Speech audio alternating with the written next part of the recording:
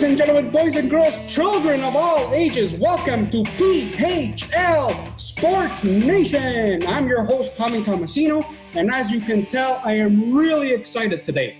I'm excited for two things. First off, this is my first interview for PHL Sports Nation, and secondly, I have the pleasure of speaking to Mr. Lehigh Valley Phantom forward himself, Mr. Curtis Gabriel. Give it up for Curtis. All right, Curtis, welcome, man. Thank you very much. Thanks for having me. I didn't know this was your first one with this podcast, so that's exciting, and I'm happy to be here, man. Let's have some fun. Oh, man, I'm so excited to have you. This is going to be great. All right, first off, let me stop with the shenanigans. Let's get right to it. How are you holding up during this quarantine, and what are you doing to stay active exactly? Actually, you know what?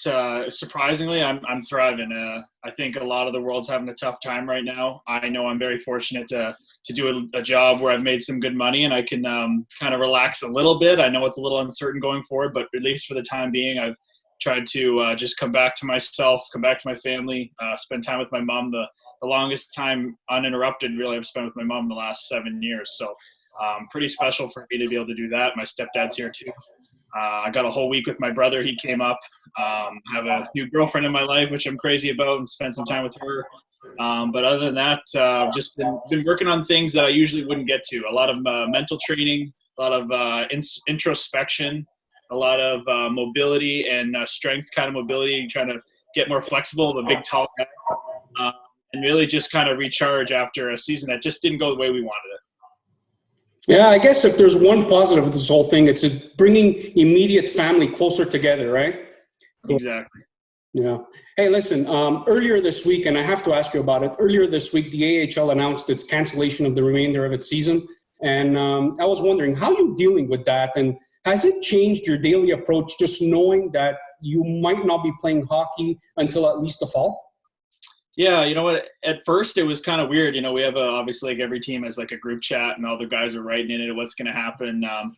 You know, early on, it was, is the season really going to get canceled? And really, how it's been almost, you know, I think it has been 2 months or almost 2 months now. It's kind of the news got put in, and we all were just like, well, we knew that was coming. So, been a little strange as far as not knowing what to do, but I just kind of treated it as my quote-unquote off-season because it really didn't look like it was coming back so fast and anytime soon. So I knew I would have time to take at least a week, kind of rest the body, and then get back at it. So I've been kind of training in a way that would allow me to be ready for, you know, lifting heavier when the gym's open or being ready to go to the Flyers if and when the playoffs run starts up. So it has been strange. It's been unique, but trying to focus on reacting the right way and not worrying about things I can't control as much.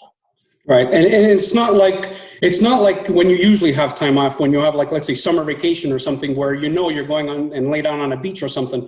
This is actually uncertainty, right? So it makes things a little different. Curious, have you kept in touch with some of your teammates since the announcement was made, and how are they holding up? How's the morale amongst the team? You know what? It's pretty good, to be honest. I think hockey guys are overall pretty positive people. We're pretty happy with the life we're living. Obviously, we're super competitive, but once you remove us from that situation, we're just happy to be with our family. And nobody that I know of got the virus or had, I think one guy thought his grandmother had the virus, but it turned out it was other related things. So, and she was doing okay. So that was good. I did a little interview series that I just finished up, posted the last one about 20 minutes ago. Like the penalty box with Curtis Gabriel, like 5-minute segments, like spending time in the penalty box like I do.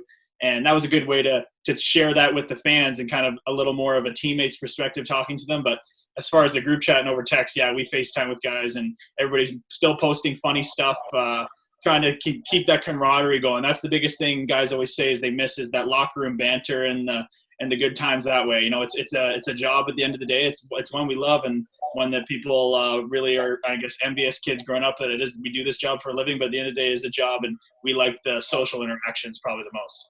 Yeah, I can understand that. So listen, the AHL, I mean, it's a gate-driven league, right? I mean, and there's going to be a massive loss of revenue here. How well do you think the league can bounce back? And do you have any concerns at all that there may be issues down the road? Yeah, that's a good question. I was thinking about that before coming on. And, you know, I think back in the day when they had all these lockouts that I've been around for, and I always wondered, you know, is the game going to come back as strong? And every time it's come back even stronger, and the game continues to grow. the total revenue of the whole NHL as a business continues to grow. I think people are hockey crazy. I think the AHL has been around for so long, and especially in a place like Lehigh where you have such high-end prospects playing there that are going to be playing on the Flyers one day, and having the Flyers do so well right now and down in the minor leagues, I think it's just a great recipe for fans to just be clamoring to come back. So I think it'll be okay. Of course, some teams will get hit harder than others, but I think hockey is so full of passionate people and passionate fans that it's going to do really well. So you opened the door to some of the high-end prospect in the Philly organization. What's it like being a guy who, who's a little bit older? I mean, not old by any stretch, but a little bit older than most of the guys down there. I mean, do they look up to you? Do you try and give advice, or are you just trying to move your way around and keep to your distance? How does that work? Yeah, that's a good question. It's funny. I am getting a little older as far as hockey. I think the prime used to be back in the day like 28, 30, but now the prime 25 is the new 30 in hockey. So I've always been a late bloomer though, and I've always taken kind of longer to kind of progress. So I still think I have a lot of room to grow, and my body's pretty healthy. So, but as far as the prospects, I think you have to. A guy in my role, I can't afford honestly to be a guy that shuns those guys away. I don't think you last very long as a physical kind of tough guy. There's going to be another guy to take your spot. So that goes well with me because that's who I am as a person. I like helping other people and sharing things, and they can share things back with me.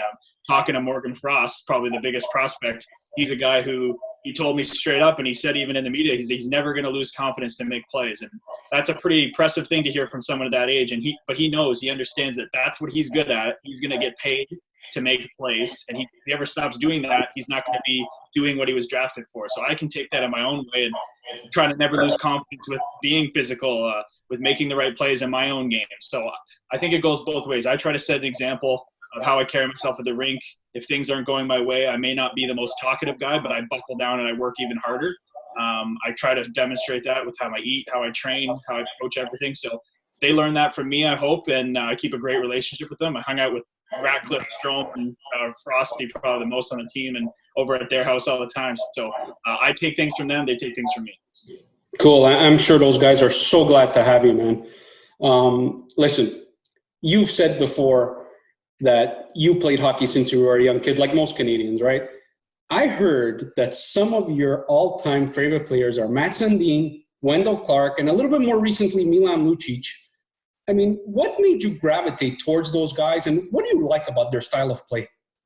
Yeah, well, growing up in, like I said, in Newmarket before this, Newmarket, Ontario, not too far from Toronto. So back then, every kid grows up and wants to be the high-end players. So I had my eyes on Crosby and all that. But Mats Sundin, when I was really young, was the captain of the Leafs, and he was a big body and played the game so well, such a skilled way, but also just so physical. Like nobody could get the puck off him in the corners.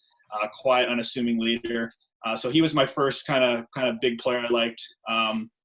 Later on, actually, I think Lucic was probably the next for me as far as just seeing him, how he came up. And it was kind of similar to me in a way. He wasn't drafted in the WHL, neither was I. He worked his way up to winning a championship. He was a lot more of a factor on that team. At least I got to be on a team like that in the UHL. He got drafted second round. I got drafted third round. So I always tried to live up to him. He's an incredible player, and I don't think I'll live up to that. 30 goals with the Bruins, a couple of years, and winning a Stanley Cup and being such a force. So he's an obvious pick. And then Wendell Clark's been more of like I didn't really get to see him play, but going back and watching his YouTube highlights and hearing the stories that people talk about Wendell Clark, like he's like some monster, like enigma, like this special guy. He just smashed people, and he didn't really care. He was so mean about it. The way he played, he was just like a pit bull out there. And I love that. I think he was like drafted as a defenseman or something, and then he played forward for the Leafs. Like he just seems like an ultimate team guy that would do anything and go through a wall for anybody. Yeah, absolutely. Listen, out of those three guys, the one case that really, really fascinates me is the Milan Lucic. I mean, not only did you get to meet him, you got to play against him, you had a hockey fight against him, and you held your own, man. Not many people can say they held their ground against Milan Lucic. What was that like, and did he say anything to you after that fight? Yeah, that's a great – I love talking about this. It's probably one of the main things I get asked now when I do these podcasts. All my buddies knew growing up that I was a Lucic fan. Coaches come around the room in the OHL, who are you going to play like? And they knew my answer. And so they always knew that if I ever got a chance, I'd try to fight him for sure. And I played him actually one time before when I was on Minnesota and he was at Edmonton, but he was still playing in the top 6 then. So he had no business fighting someone like me. I couldn't get his attention no matter how hard I tried. So then playing with New Jersey, I saw before the game, we're going in there and I'm getting amped up like I always do before the game. And coaches dropped the other team's lines and he's 4th line that night. And I said, oh, it's my time. I just, as soon as they wrote that, I knew it was going to happen. So first shift, I lined up against him and I kind of pushed him a bit and tried to see what his reaction would be. It wasn't much. We had another face-off. I asked him to go again. And then there's another quick whistle. And then the refs kind of saw me hanging around him and said, are you guys going to go or not? And I said, I'm ready to go. I'm just waiting on him. And we went down the ice and there was a puck to the net and he kind of gave my first round centerman, 4th line centerman, a stick in the back. And I knew that was go time. So I went in there, put a hand on his collar, and he kind of dropped him quick. And I actually couldn't get my left glove off, which is hilarious. So I was kind of scared starting that fight. But I just tried to hang on to that big bear and try to not get knocked over and give him a couple of jersey jabs, couple of punches. And leaving that fight and sitting in that box, I've never been so tired in my life. I can't even describe how tired I was. And even the shift after, what was it, 7 minutes later, I got a shift maybe when I came to the box. I couldn't even skate, and I came off, and Kyle Palmieri looked at me. He's like, Gabe, you all right? And I said, I can't skate right now. Like, my body's in shock still. Like, it was a minute of fighting that guy who's so strong. And in the box, looking over at him, he was like, he gave me props and said, like, hey, great fight, man. I love what you're trying to do, trying to keep it in the game. He said, back in the day, I used to just fight people after I had a bad first period. I'd come out in the second period and just fight to get myself going. And that's sometimes why I fight too. So it was kind of cool. And basically just exchanged pleasantries. And it was really great coming from him. And it meant a lot to me. So if I hear you correctly, he kind of asked for it, right? Yeah, he kind of asked. He knew I was pushing for it. And he kind of gave a good reason for him to have to fight me back. Yeah, that must have been so cool for you. Hey, listen. So while we don't have an official announcement just yet, right, the NHL is trying to find the best possible way to move forward with its entry draft. Some are suggesting they move forward with it in June, as previously should have been, right? As a pro player, what are your feelings on a potential draft where no NHL players can be traded simply because the season isn't over yet? I mean, aren't trades a really big part of the draft? I agree. I mean, you look every year, I find it hard not to tune in and check out what's going to go down there. Seems to always to be teams are really thinking about reorganizing their lineup, and the league kind of power rankings change around with star players moving sometimes. So I agree. It is very important. And even, they're probably wondering about finishing the season too, with all the implications of playoff teams and who makes it to change the draft order and stuff. So I know there's a lot of stuff going on. Personally, for me, I mean, I got to go to the draft and it was great, and I know they want to host it live and to, obviously generate revenue and exposure for the league. But at the end of the day, these guys are getting drafted in NHL. If they're in China and they get drafted, they don't care. They're in Australia. They just want to be online, see their name come up, and be a part of a team. So I think they should just do it online, to be honest. Yeah, no, I agree. But, my view is, hey, listen, even if you draft them 1 week or you held the draft 1 week before the new season starts, I mean, who cares? Those guys are excited to go to their training camp anyway, right? I mean, they don't have to wait 3 or 4 months to go to training camp. So I find it a little strange. Speaking of draft, 2013, you were selected 81st overall by Minnesota. What was that like for you? Just the waiting in the stands, waiting to hear your name. I'm sure your stomach was full of butterflies. I mean, did you have any indication that Minnesota was the team? Did they let on that, you know what, if you were available at a certain spot, they were going to pick you? Not that kind of certainty, but I just knew how well the interview went. So I'll take it back a little bit. I was drafted as a 19-year-old, 20-year-old, so the last year of my NHL eligibility. I didn't even know I was eligible for the draft that year. So to go from that to my agent telling me and my GM and Nolan Sound telling me, you're going to at least go in the 5th round and maybe in the 3rd if someone really wants you. And then to get interviewed by 22, 23 teams blew my mind. So going down to the draft, I thought I'd be okay. I'd never been through an OHL draft process because I wasn't drafted, but getting to New York City because it was in New Jersey and spending the day in New York with my family the day before, I didn't want to be out. I wanted to lock myself in my room and just try to watch a movie and take my mind off it because I was so worried. We didn't go for the first round because it takes a long time, and we came into the arena after that. And I had really good interviews and relationships with Minnesota, Edmonton, and Nashville. And in the third round, Minnesota was up and Edmonton was like a pick or two later.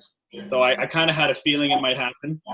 I met with Craig Channel and at Tim Hortons. He's from the Minnesota Wild for 2 hours one day in the summer, and we had such a great talk. And he asked me, what's one thing I can take to my GM that he will believe that you're going to work hard or something. And I said, I don't care how long it takes. If I'm 27 now, still trying to make it, I still want it.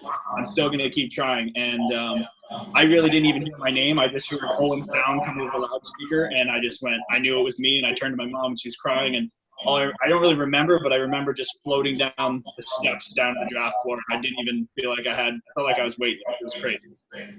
Wow.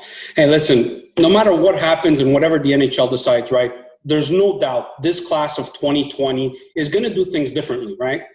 And, I mean, they won't go on stage. They won't put on their jersey. They won't get to shake hands with their GM and pro scouts and take pictures with their new teams and all this stuff. What do you think is the one aspect that most of these guys are going to be missing out on the most?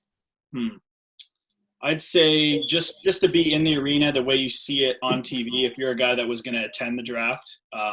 Can't imagine what the first top picks guys go through when they walk up on stage. I just got to go down to my draft table and shake everybody's hand and then do the media part. So just maybe to make it seem more real, maybe when it's online it won't seem as realistic and real. But at the end of the day, this generation's so used to online stuff now. I really think it's something I've had to work on. Just life's going to happen. They can't control that. Lafreniere wants to go first overall on TV, and that's great, but it's not going to happen. And it's not the end of the world, and he's still going to have a long career. So at least they can be with their families and they can celebrate kind of properly, I guess, back home. So just got to look at the positive side. But the only thing they're missing is maybe how real it feels. Yeah, that's fantastic. What a great way to look at it. That's awesome. Another event that's, should be taking place July 1st, but obviously won't, is the NHL July 1st UFA period, right? So obviously that's going to be pushed back. There's no way they can do it July 1st. They have to award a Stanley Cup beforehand. They can't start signing players and having them play for their old teams. But I'm kind of curious. We know what the teams go through when they're looking for a player. They want a defensive defenseman, a defensive forward, offensive forward, whatever they need. But in the mind of a free agent, of a player, you've been through this twice now. What do you look forward the most? What do you look for in a team when you decide, hey, I'm going to sign with this team? Is it playing time? Is it guys who are currently on the team? Is it money? Is it opportunity to play? What do you look for? That's a good question. I think it all depends on the player, right? If you're a high-skilled player going into free agency that you can put up a lot of points in the American League, but also still want a shot in an NHL roster spot, how much do you want to leverage how much you make in the American League to go to a place maybe where you have a better shot at the NHL? So there's a lot of different situations for me. In my role, I'm never going to be a guy that's raking in the dough, so I go 100% to the best opportunity for my career. And the first time going through it, my GM and assistant GM that drafted me in Minnesota were fired, so I was a free agent. And I remember I circled New Jersey and St. Louis were my two best options and who I felt needed someone like me. And the first day, an hour in, New Jersey had a contract for me, and I was always really excited. So that one couldn't have gone any better. And obviously turned out well, I guess. I got to have my longest stint there, and it's too bad they didn't call me at all in the summer. But going into the next year or this past summer, I guess, I kind of already knew that Philadelphia was my number one choice. And knowing Chuck and Brent, how they were running the team and how they kind of wanted their team built. And I knew at worst I would be a good influence at the AHL level, and at best I could contribute at the NHL level. And now it didn't go the way I wanted it to, but it was my first choice, and I'm really happy that they brought me in. So I've had the best experiences possible. I'm a little worried for the next time around since pandemic wants to hit, and I'm a veteran in the AHL. So a lot of things are up in the air and going to change. And you just got to, I'm just trying to control what I can control. I'm going to be in the best shape of my life, the most mentally sound in my life. I'm not going to leverage a better opportunity somewhere instead of trying to make the NHL. That's still my number one goal, and I won't have no regrets. So I'm all in, still trying to make it. Cool. Well, hey, listen, New Jersey's loss is our gain, right? We're good with that. All right. I got to ask you about something. Having you on, I would feel so bad if I would close this without asking you this. Not long ago, you were a Devil. You were one of the most hated men in Philly for one reason, one particular hit that was laid out on Nolan Patrick. we love you now, but at the time we were like, oh. And hockey players are good people, right? It wasn't malicious in any way. Have you had a chance to speak to Nolan since the incident? And if so, how did that conversation go?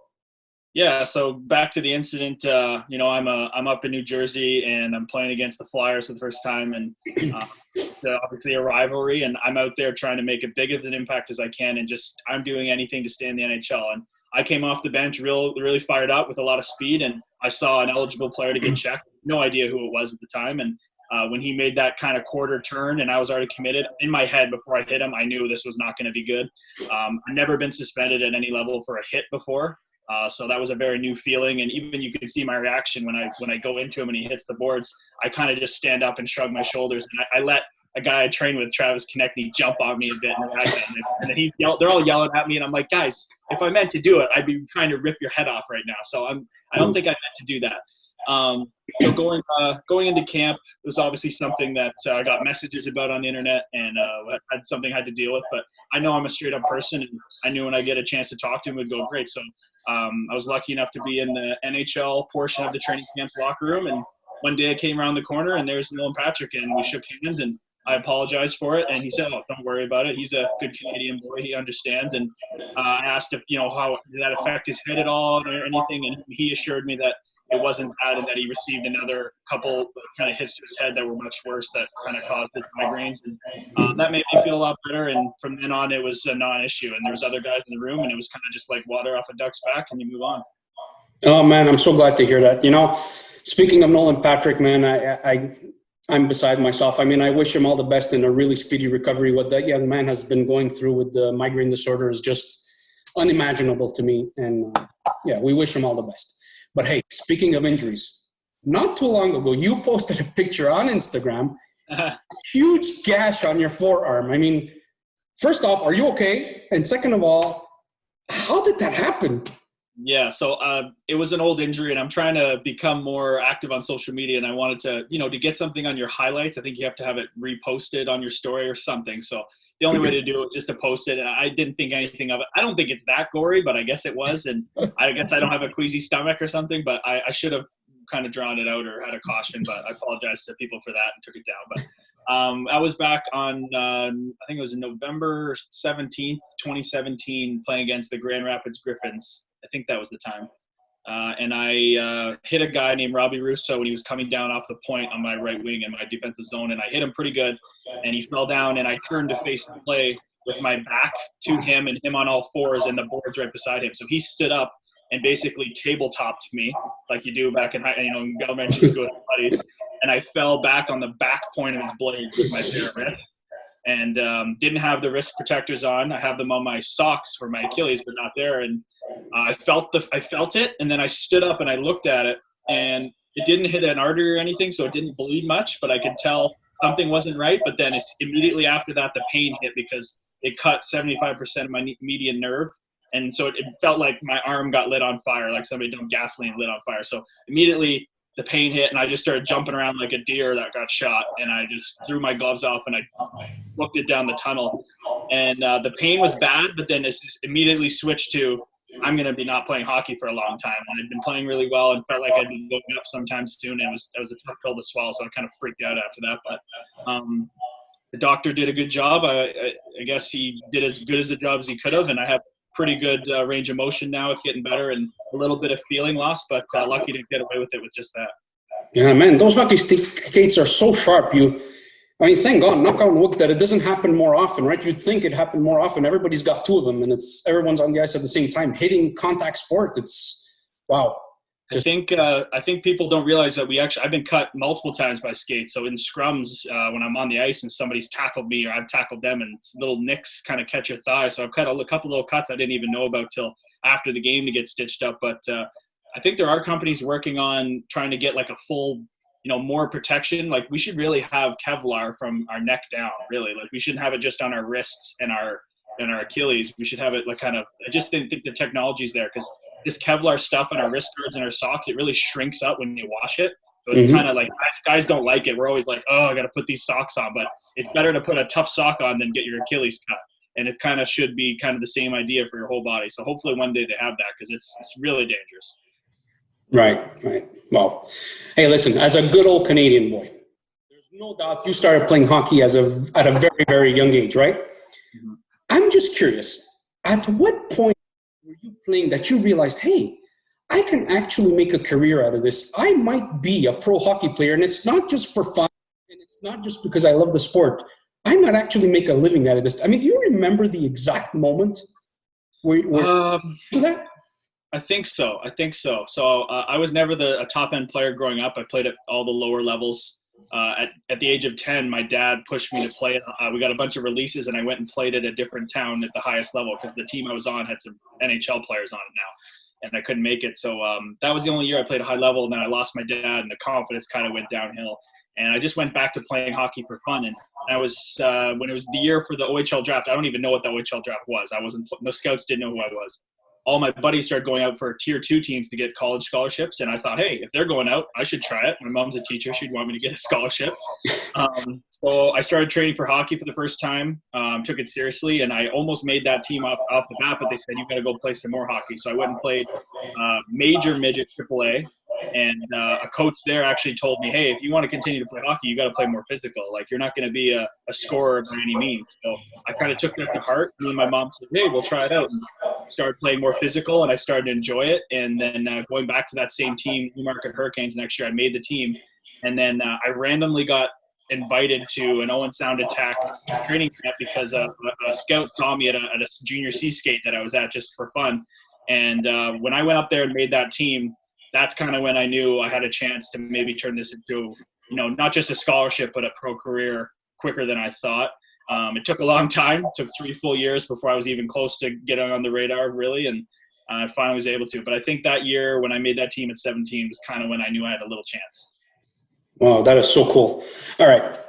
One more question before we hit our rapid fire round, all right? I have to ask you, this is a Flyers podcast. So have you been watching our boys play, over the course of the year? And obviously they've had a lot of success so far. What has impressed you the most? Yeah, well, I mean, it's hard not to watch it. We got a big TV, 80-inch TV down in our lounge at the rink, and we got access to it all the time. You go in there and we hang out after practices and whatever and games. And sometimes I go there and watch the games. And yeah, what impressed me is just kind of like the team unity they had. They seemed to be all having a lot of fun. You listen to Kevin Hayes talk on Spit and Chicklets. Anything that comes out, it seems like they're a group that's just having a ton of fun. And from my experience, those are the best teams when you have a tight-knit group. And I know that's always thrown around, but people say that when it's not necessarily true. When you have a true close-knit team, and then you have obviously the new coaching staff that comes in that have so much experience, and you're able to mesh that together with talented players, some magic was happening up there. And they were on one of those runs that kind of St. Louis was on last year when they went and ran through the playoffs. So I'm not saying it was a guarantee, but everybody saw the playoff odds and how hot they were, and who knows what happened. So I would imagine they're all staying in good shape and ready to go at this thing if it opens up. And I wouldn't be surprised if they get hot again. So what impressed me most was the team's kind of cohesion. Yeah, I can't believe how many times I've heard the comparison with last year's Blues to this year's Flyers. It's just uncanny and unreal for me. All right, listen, final part of the show. I call it rapid fire. Basically, Curtis, I'm going to give you 12 questions. All the questions are not hockey based, all right? They're just questions to get to know you. We want to know what you're like outside of the hockey world. And basically give me 1 or 2 word answers or a small phrase, not more than that. And, it's between me and you. Forget about the hundreds of thousands of people listening. So feel free to say whatever comes to mind first, all right? That's good. All right, here we go. So if you weren't a hockey player, chances are you'd be probably an Instagram model. Really? I would be all about it. Yeah, I'm all about it. My girlfriend's doing it now, and I really like it. I really like that side and the freedom you get to do and really kind of plan your own life out. Man, I was expecting something like a pro golfer or something. No. That's awesome. All right. Question 2. You can only eat one meal for the rest of your life. What would it be? Ooh, probably Chinese food takeout. Cool.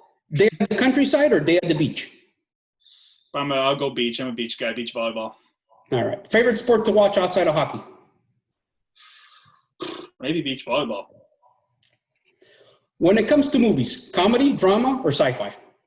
Sci-fi for sure. All right. Star Trek, man. Best video game console and best video game all time. The newest Xbox, or pick that one, and probably I like Halo. Oh, cool. All right. Greatest pro athlete of all time outside of hockey world. Gotta go Tom Brady. Your go-to song or your music genre? Go-to song right now is Freedom by Kygo, and I love the house music. Ah, cool. All right. Your favorite superhero? Beast Boy. I don't know if he's as well known, but he can change into any animal, and I love that. Cool. First celebrity crush? Ooh, Jessica Biel. Wow. All right. Rachel Green or Monica Geller? 100% Rachel Green. Hey, good choice. All right. And finally, if you can recommend one TV show to binge watch to any of our fans, what show would it be? Me, my mom, and stepdad did Ozark, and it was so intense, and we were freaking out the whole time. So I'd definitely go with that one. Oh, that was fantastic. But the correct answer is The Sopranos. All right. Listen, Curtis, this has been so much fun. Thank you so much for joining us. And on behalf of all PHL Sports Nation and all its fans, really, I want to thank you for the time and the opportunity for us to speak to you. It's been a lot of fun, and I really hope we can do it again sometime in the future. Yeah, thanks very much. It's been a lot of fun, and talking to you guys and the company you got going. It seems like it's got a good idea behind it, so I hope you guys nothing but success. Absolutely. It's a company for fans, run by fans, so it's fantastic. Thanks, man. No problem. Thanks for having me.